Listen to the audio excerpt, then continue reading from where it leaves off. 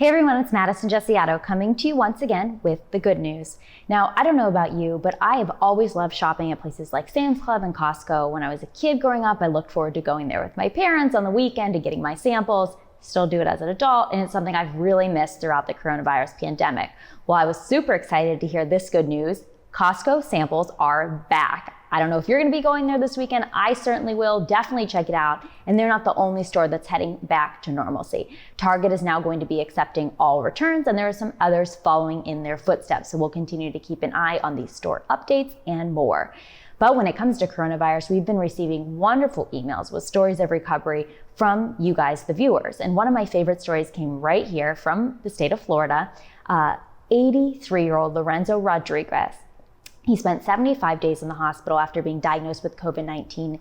The doctors told his family that he may not survive. Prepare for the worst. He may only have days left to live. Well, after that 75-day fight with coronavirus, he is now headed home from the hospital. He carried his sign home, "I crushed COVID." Way to go, Lorenzo. What a wonderful story of recovery and of hope. I know there's so many others out there as we continue to see some spikes throughout the country of coronavirus that may be diagnosed or suffering with corona. So make sure you take a look at these wonderful stories and share them with people in your community to give hope as we continue to face this coronavirus pandemic.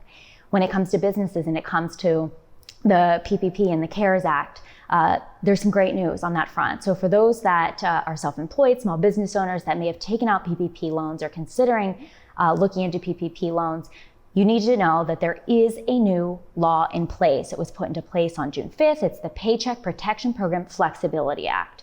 So this is wonderful for people who have taken out these loans, maybe not realizing that we'd be facing the coronavirus pandemic as long as we have. And so there's a couple main points I want to hit and let you guys know, and that are just wonderful news coming out of this. One of those is the fact that the PPPFA actually lowered the threshold for what you need to use for loan proceeds on payroll expenses in order to get your loans forgiven. It was previously 75% under the CARES Act. It's now been decreased to 60%. PPPFA also gives borrowers up to 24 weeks to use the loan proceeds for those purposes that result in loan forgiveness. And they also originally had a deadline of June 30th when it comes to employee rehiring as part of the PPP loans.